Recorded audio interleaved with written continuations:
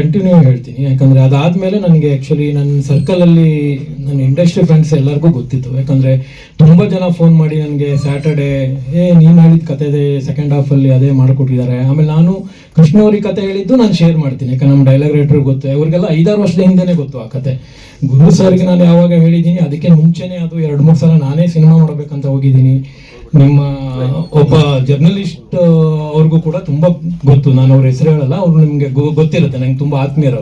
ಅವರು ಕೂಡ ಒಂದೊಂದು ಪ್ರೊಡ್ಯೂಸರ್ ಜೊತೆ ಮೀಟ್ ಮಾಡಿಸಿ ಅದೇ ಕತೆ ನಾನು ಹೇಳಿದ್ದೀನಿ ಒಂದು 6-7 ಇಯರ್ಸ್ ಬ್ಯಾಕು.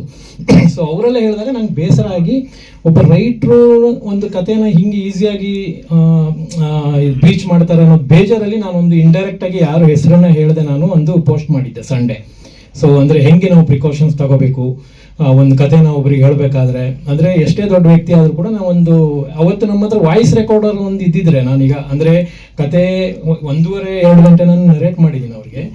ಅದಕ್ಕೆ ಮುಂಚೆ ಮಾತಾಡಿದ್ದು, ಅದಾದಮೇಲೆ ಕತೆ ಮೇಲೆ ಡಿಸ್ಕಷನ್ ಆಗಿದೆ, ಎಲ್ಲ ಅದ್ರಲ್ಲಿ ರೆಕಾರ್ಡ್ ಆಗ್ತಿತ್ತು. ಸೊ ಅದರಿಂದ ಈಸಿಯಾಗಿ ನಾವು ಅದನ್ನು ಇದು ಮಾಡ್ಬೋದಿತ್ತು. ಅದರಿಂದ ನಾನು ಬೇಸರವಾಗಿ ಅದೆಲ್ಲ ಡೀಟೇಲ್ ಏನೇನು ಮಾಡ್ಬೋದು, SWL ರಿಜಿಸ್ಟ್ರೇಷನ್ ಮಾಡಬೇಕು, ಪ್ರತಿ ಹಂತದ ಕಥೆಯನ್ನು ನಾವು ಮೇಲ್ ಮಾಡ್ಕೋಬೇಕು.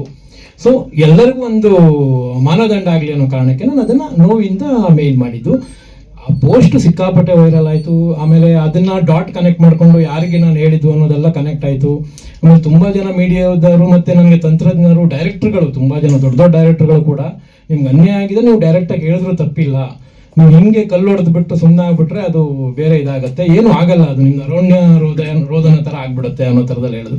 ಸೊ ಇಲ್ಲಿ ನನಗೇನು ಭಯ ಇಲ್ಲ ಅನ್ನೋ ಥರದಲ್ಲಿ ನಾನು ಏನಾಯಿತು ಅನ್ನೋದು ತುಂಬ ಸಭ್ಯ ಭಾಷೆಯಲ್ಲಿ ತುಂಬ ಪ್ರೊಫೆಷ್ನಲ್ ಆಗಿ ನಾನು ಬರೆದೆ. ದಿಸ್ ಈಸ್ ಹ್ಯಾಪಂಡ್, ನಾನು ಯಾವಾಗ ಗುರುದೇಶಪಾಂಡೆ ಅವ್ರಿಗೆ ಹೇಳಿದೆ ಅಲ್ಲಿಂದ ಏನಾಯಿತು ಅನ್ನೋದನ್ನು ಅವ್ರು ಏನು ಹೇಳಿದ್ರು ಅದೇ ಸೇಮ್ ಡೇಟಲ್ಲಿ ಏನಾಯಿತು ಅನ್ನೋದನ್ನು ನೀಟಾಗಿ ಬರೆದೆ. ಅದಾದಮೇಲೆ ನಿಮಗೆ ಗೊತ್ತದು ಸಿಕ್ಕಾಪಟ್ಟೆ ವೈರಲ್. ಸೊ ಅದಾದಮೇಲೆ ನನಗೆ ಅದನ್ನು ಡಿಫೆಂಡ್ ಮಾಡ್ಕೊಳ್ಳೇಬೇಕೀಗ, ನಾನು ಕತೆ ಅಂತ ನಾನು ಹೇಳಿದ ಮೇಲೆ. ಸೊ ಅದ್ರ ಮೇಲೆ ನಾವು ಚೇಂಬರಿಗೆ ಕಂಪ್ಲೇಂಟ್ ಮಾಡಿದ್ವಿ. ಸೊ ಅದ್ರ ಮೇಲೆ ನಮ್ಮ ಮೇಲೆ ಏನು ಡಿಫಾಮೇಷನ್ ಕೇಸ್ ಹಾಕ್ತಾರೆ ಅಂತೆಲ್ಲ ಬಂತು. ಸೊ ಆ ಥರದ್ದೆಲ್ಲ ಏನೇನೋ ಇನ್ಸಿಡೆಂಟ್ ಆಯಿತು. ಸೊ ಅದನ್ನ ಆದಮೇಲೆ ಈಗ ಇವತ್ತು ಅವರು ಪ್ರೆಸ್ ಮೀಟು ನಾವು ವೆಯ್ಟ್ ಮಾಡ್ತಿದ್ವಿ ಏನು ಹೇಳ್ಬೋದು ಅವ್ರ ಕಡೆಯಿಂದ ಅಂತ. ಬಟ್ ಇಡೀ ಪ್ರೆಸ್ ಮೀಟು ನಾನು ನೋಡಿದಾಗ ಅವರು ಕತೆ ನಾನು ಹೇಳಲಿಲ್ಲ ಅಥವಾ ನಮ್ಮಿಂದ ಇನ್ಸ್ಪೈರ್ ಆಗಿಲ್ಲ ಅನ್ನೋದಕ್ಕೆ ಅವ್ರು ಏನೂ ಡಿಫೆಂಡ್ ಮಾಡ್ಕೊಂಡಿಲ್ಲ. ತುಂಬ ಉಡಾಫೆ ಆಗಿ, ತುಂಬ ವ್ಯಂಗ್ಯವಾಗಿ mister legendary writer, mister legendary director Guru Deshpande ಅಂತ ಏನೇನೋ ಹೇಳಕ್ಕೆ ಸ್ಟಾರ್ಟ್ ಮಾಡಿದ್ರು, ಅಲಿಗೇಷನ್ ಮಾಡೋಕ್ಕಾದ್ರು. ಇಲ್ಲ, ನಾವು ಮುಂಚೆನೇ ಬರ್ದಿದ್ದೀವಿ ಅದನ್ನು, ಅಂದರೆ ಏನಾದ್ರು ಡಾಕ್ಯುಮೆಂಟೇಶನ್ ತೋರಿಸಿದ್ರೆ ನಾವು ಅದನ್ನು ಓಕೆ ಅಪ್ಪ ಒಪ್ಕೊಳ್ಬೋದಿತ್ತು, ನಾನು ಸಾರಿ ಕ್ಷಮೆನೂ ಕೇಳ್ತಾ ಇದ್ದೆ. ಅವ್ರು ಮುಂಚೆ ನಾವೇ ಅದೇ ಸ್ಟೋರಿ ಲೈನ್ ಮೇಲೆ ಬರ್ದಿದ್ದಾರೆ ಅಂತ. ಆ ಥರದವ್ರು ಏನೂ ಮಾಡಲಿಲ್ಲ. ಸೊ ಆಮೇಲೆ ನನ್ನ ಮೇಲೆ ತುಂಬ ಇದನ್ನು ಆರೋಪ ಮಾಡಿದರು. ನಾನು ಅದನ್ನು ಫಸ್ಟಿಂದ ನಾನು ಹೇಳ್ಕೊಂಡು ಬರ್ತೀನಿ, ಒಂದಷ್ಟು ಪಾಯಿಂಟ್ ಮಾಡ್ಕೊಂಡಿದ್ದೀನಿ. ಅವ್ರು ಮೇಜರ್ ಹೇಳಿದ್ದು ಒಂದು ಮೋರ್ ದೆನ್ 10 ಟೈಮ್ಸ್ ಅವರು ಹೇಳಿದ್ದಾರೆ ಗೂಗಲಿಂದ ಕದ್ದಿದ್ದಾರೆ ಅಂತ. ಆಮೇಲೆ ಅಲ್ಲಿ ಕೂಡ ಅವರು ಒಂದು ಏನು ಹೇಳಿದ್ದಾರೆ ಅಂದರೆ, ಇವರು ಬಂದು ನನ್ನ ಕತೆ ಹೇಳಿದ್ದಾರೆ, ಕತೆ ಹೇಳಿ ನನಗೆ ಇಷ್ಟ ಆಗಿದೆ ಅಂತಲೂ ಹೇಳಿದ್ದಾರೆ. ಅಂದರೆ ಅವರು ಕತೆ ಹೇಳಿಲ್ಲ ಅನ್ನೋದು ಹೇಳೋಕ್ಕೆ ಸಾಧ್ಯ ಇಲ್ಲ. ಆಮೇಲೆ 2-3 ನಿಮಿಷ ಕತೆ ಹೇಳಿದ್ದಾರೆ. ಗೂಗಲಲ್ಲಿ ಏನೋ ಒಂದು ತೆಗೆದು ಯಾವುದೋ ಸುಪ್ರೀಂ ಕೋರ್ಟ್ ಕೇಸ್ ಮೇಲೆ 2011 ಕೇಸ್ ಮೇಲೆ ಇದು ತೋರಿಸಿ 2-3 ನಿಮಿಷ ಕತೆ ಹೇಳಿದ್ದಾರೆ ಅಂತ ಹೇಳಿದ್ದಾರೆ. ಖಂಡಿತ ಇಲ್ಲ ಸರ್, ಆಲ್ರೆಡಿ ಹೇಳಿದ್ದಾರೆ. ನಾವು 1.5 ಗಂಟೆ ಮಿನಿಮಮ್ ನಾವು ಅಲ್ಲಿ ಅವ್ರಿಗೆ ನರೇಷನ್ ಕೊಟ್ಟಿದ್ದೀನಿ. ಯಾಕಂದರೆ ಅಷ್ಟೊಂದು ಸ್ಕ್ರೀನ್ ಪ್ಲೇ ಆಲ್ಮೋಸ್ಟ್ ಆಗಿತ್ತು. ಸೊ ಡೀಟೇಲಾಗಿ ಹೇಳಿ. ಸೊ ನಾನು ಅವರಿಗೆ ಈ ಸುಪ್ರೀಂ ಕೋರ್ಟ್ ಕೇಸ್ ಇದೆ ಸರ್, ಇದ್ರದ್ದು ಪಾಯಿಂಟ್ ಮೇಲೆ ನಾವು ಅದನ್ನು ಡೆವಲಪ್ ಮಾಡಿದ್ದು ಅನ್ನೋದು. ಸೊ ಗೂಗಲಿಂದ ಕದಿಯೋ ಅವಶ್ಯಕತೆ ಇಲ್ಲ. ಒಬ್ಬ ನಿರ್ದೇಶಕನಿಗೆ ಒಂದು ಕತೆ ಯಾವ ಇನ್ಸಿಡೆಂಟ್ ಮೇಲೆ ಹುಟ್ಟುತ್ತೆ, ಸೊ ಅಂದರೆ ಯಾವುದೋ ಒಂದು ಘಟನೆ ಮೇಲೆ ಹುಟ್ಟುತ್ತೆ, ನಮ್ಮ ಜೀವನದಲ್ಲಿ ನಡೆದಿರೋ ಯಾವುದೋ ಘಟನೆ ಮುಟ್ಟುತ್ತೆ, ಯಾವುದೋ ಒಂದು ಕ್ರೈಮ್ ಮೇಲೆ ಹುಟ್ಟುತ್ತೆ. 100 ಕೇಸ್ಗಳ ಮೇಲೆ ಸಿನಿಮಾ ಮಾಡಿದ್ದಾರೆ. ನೀವು ಅವ್ರ ಸಿನಿಮಾ ಜೊತೆ ರಿಲೀಸ್ ಆಗಿರೋ ದುರಂಧರ್ ಸಿನಿಮಾ ತಗೊಂಡ್ರು ಕೂಡ ಅದು ಕೂಡ 50-60 ಇನ್ಸಿಡೆಂಟ್ಗಳ ಮೇಲೆ ಸಿನಿಮಾ ಮಾಡಿದ್ದು. ನೀವು ಯೂಟ್ಯೂಬಲ್ಲಿ ಹೋದರೆ ಪಾಕಿಸ್ತಾನದಲ್ಲಿ ಏನಾಯಿತು, ಯಾರ್ಯಾರು ನೋಡ್ದಾಕಿದ್ರು, ಅಲ್ಲಿ ಯಾರ್ಯಾರು ಮರ್ಡರ್ ಆಯಿತು. ಸೊ ಅದನ್ನೇ ಅವನು ಇಟ್ಕೊಂಡು ಕತೆ ಕಟ್ಟಿ ಮಾಡಿರೋದು. ಸೊ ನಾವು ಒಂದು ಕೇಸ್ ಮೇಲೆ ಕತೆ ಕಟ್ಕೊಂಡು ಮಾಡಿದ್ದು. ಆಮೇಲೆ ನನಗೆ ಅದನ್ನು ಹೈಡ್ ಮಾಡೋ ಉದ್ದೇಶ ಇದೆ, ನಾನು ಹೀರೋಗೆ ಅದನ್ನು ಹೇಳ್ತಾನೆ ಇರಲಿಲ್ಲ. ಸೊ ಅವರಿಗೂ ಅದನ್ನು ತೋರಿಸಿದ್ದೀನಿ ನಾವು, ಅವರೇ ಅದನ್ನು ಇವತ್ತು ನಮಗೆ ಅದನ್ನು ಹೇಳ್ತಾ ಇದ್ರು. ಸೊ ಅದರ ಉದ್ದೇಶ ಎಲ್ಲ ಹೈಡ್ ಮಾಡೋದೇನಿಲ್ಲ. ಆಮೇಲೆ ನಾವು ಸ್ಕ್ರೀನ್ ಪ್ಲೇಲಿ ಎಂಡ್ ಸ್ಕ್ರೋಲಿಂಗ್ ಟೈಟಲ್ಲೇ ಅದನ್ನೆಲ್ಲ ಡೀಟೇಲ್ ಬರ್ತಿದ್ದೀವಿ ನಾವು.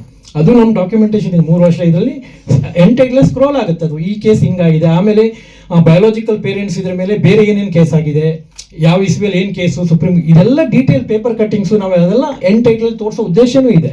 ಸೊ ಅದರಲ್ಲಿ ಏನೂ ಇಲ್ಲ, ಅವ್ರು ಹೇಳೋ ಆರೋಪದ ಮೇಲೆ ಅದಕ್ಕೆ ಏನೂ ಇಲ್ಲ. ಸೊ ಆಮೇಲೆ ಇನ್ನೊಂದು ಏನು ಅಂದರೆ, ಅವರು ಇನ್ನೊಂದೇನಂದರೆ ಕತೆ ನಾವು ಅದನ್ನು ಮಾಡಲಿಲ್ಲ ಅಂತ. ಆವಾಗ ಕತೆ ಹೇಳಿದ ಮೇಲೆ ಅವರು ಒಂದೇ ವಿಚಾರ ಮಾತಾಡಿದ್ದು, ನಾವು ಒಂದು ಮಗು ಮೇಲೆ ಕತೆ ಮಾಡ್ಕೊಂಡಿದ್ವಿ, ಲವ್ ಮಾಕ್ಟೇಲ್ 3.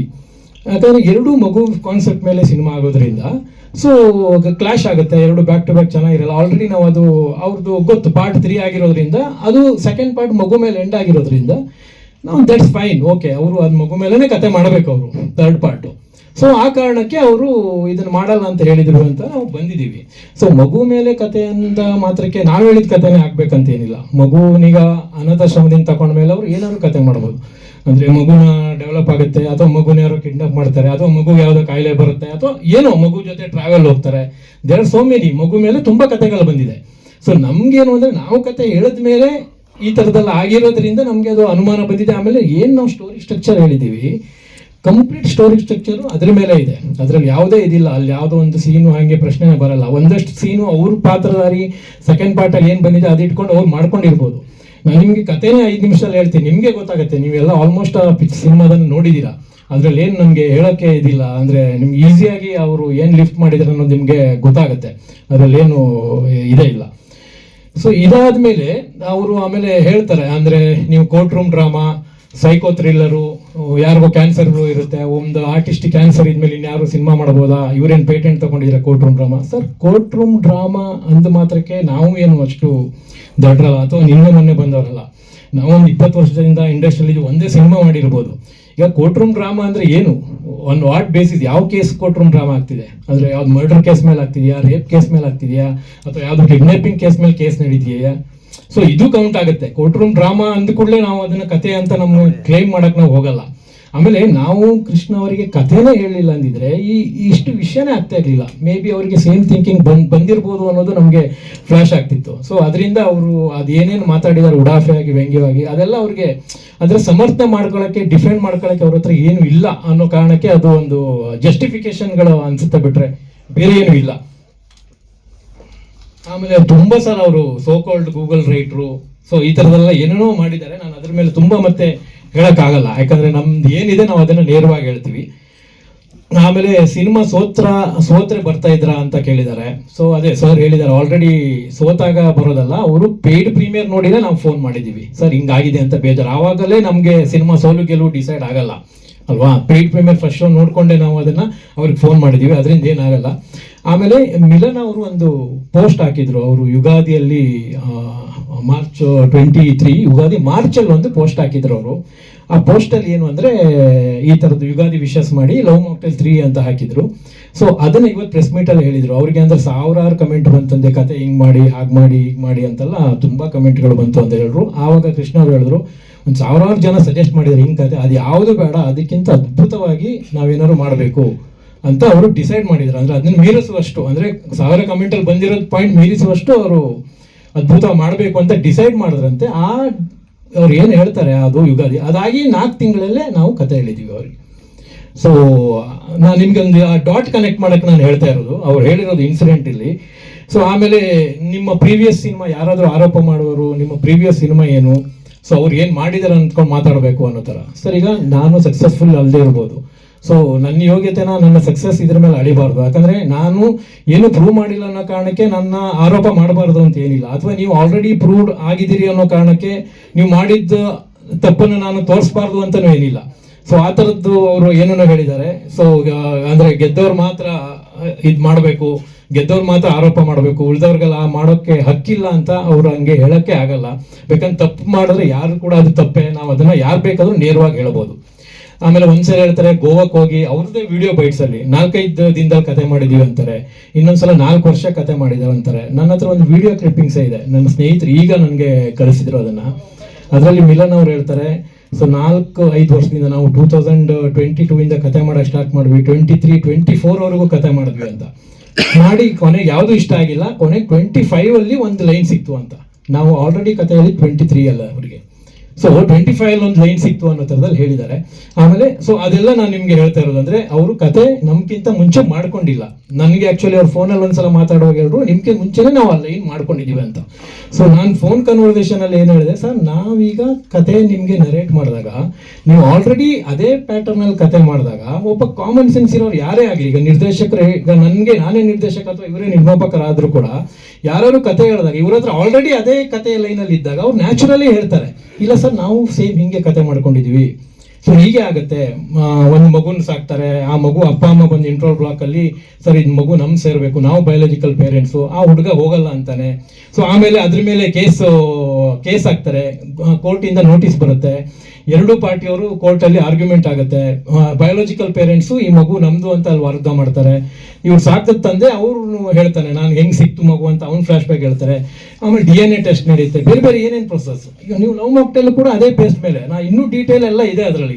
ಸೊ ಟೋಟಲ್ ನಾವು ಆ ಕತೆ ಹಂಗೆ ಬಂದಾಗ ಅವ್ರು ಆಲ್ರೆಡಿ ಮುಂಚೆನೇ ಆ ಕತೆ ಮಾಡ್ಕೊಂಡಿದ್ದಾಗ ಡೆಫಿನೆಟ್ಲಿ ಅವ್ರು ಕೇಳಬೇಕು ನಮಗೆ. ಸೊ ಆವಾಗ ನಾವು ತೋರಿಸ್ತಾ ಇದ್ವಿ, ಸೊ ನೀವು ಓಕೆ ಬರ್ದಿದ್ದೇನಾದ್ರು ತೋರಿಸಿ ಅಂತ ಹೇಳ್ಬೋದು, ಇಲ್ಲ ಬಾಯಿ ಮಾತೆಲ್ಲ ಹೆಂಗೆ ಹೇಳಿದ್ರು ಕೂಡ ಸೊ ಓಕೆ ಸರ್ ಅವ್ರು ಮಾಡ್ಕೊಂಡಿದ್ದಾರೆ ಬಿಡಿ ಅಂತ. ಸೊ ನಾವು ಅದನ್ನು ಹೇಳ್ತಾ ಇದ್ವಿ. ಸೊ ಆ ಥರದ್ದೇನು ಆಗಲಿಲ್ಲ. ಸೊ ಹಂಗಾಗಿರೋದ್ರಿಂದ ನಾನು ಅದನ್ನು ಆ ಥರದವ್ರು ಕೇಳಲಿಲ್ಲ ಅದನ್ನು. ಆವಾಗ ಅವರ ಸೇಮ್ ಕತೆ ಅವ್ರ ಹತ್ರ ಇದ್ದಿದ್ದರೆ ಅವರು ಡೆಫಿನೆಟ್ಲಿ ಅದನ್ನು ಹೇಳ್ತಾ ಇದ್ರು.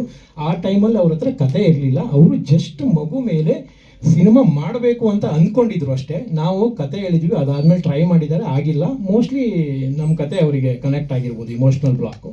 ಸೊ ಅಂತ ನಮ್ಮ ಒಂದು ಆರೋಪ ಅವ್ರ ಮೇಲೆ. 2023 ನವೆಂಬರಲ್ಲಿ